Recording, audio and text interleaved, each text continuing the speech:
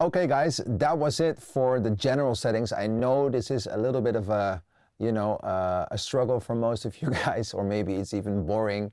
But I want to go over every piece and detail about my setup and the way that I work. So sometimes you can get across subjects that don't have your interest, or that you're just simply not interested in, or you just want to skip.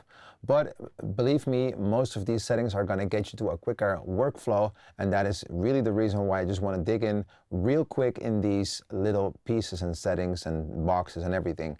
So this screen, these are the project settings, and I always have a hard time to find this, but I found a way now how to get there easily. When you're on Logic, you go to File and you click Project Settings, and you'll see a tab showing up with General, Synchronization, Metronome, and you'll get this bar here. Now, what does it do? Most of these things I keep default as well, but there are some tabs that you just want to check out real quick. I believe Metronome, Smart Tempo, but Smart Tempo has one tab that's called Project Tempo Mode, where you can change the way that Logic behaves when you drag in audio. And if you're thinking, oh, do I always have to go there?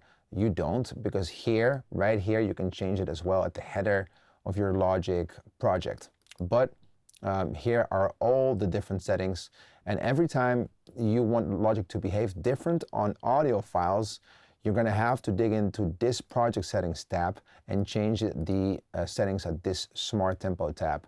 So when you go to set new recording, this is interesting because every time you import a piece of audio, Logic is going to behave different.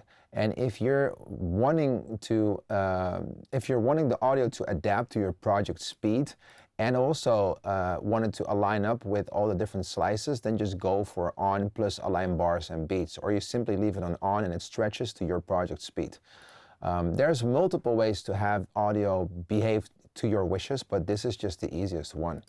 So you get there by going to File, and you're going to Project Settings, and you click one of these tabs in there, and this will show up.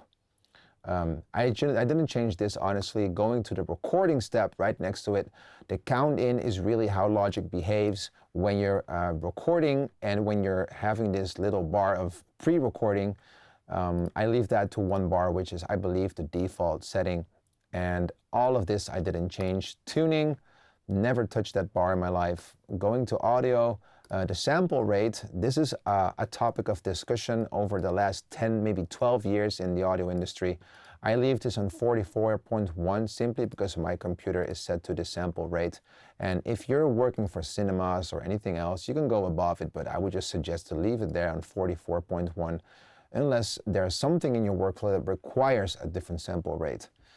Pen law, all of this, I didn't use it, and I don't know how to explain it to you guys, honestly. The channel strips, I have both of these boxes ticked. I think that is default as well, and I'll show you why that is later on in the process of producing music. MIDI, I've never touched this either. Going on score, I don't even know how this tabs works. I'll just leave it as it is. Again, movie, there's much better people in the company that we work with that know how to handle movies, so I'm not gonna touch that. And assets, never been there in my life either.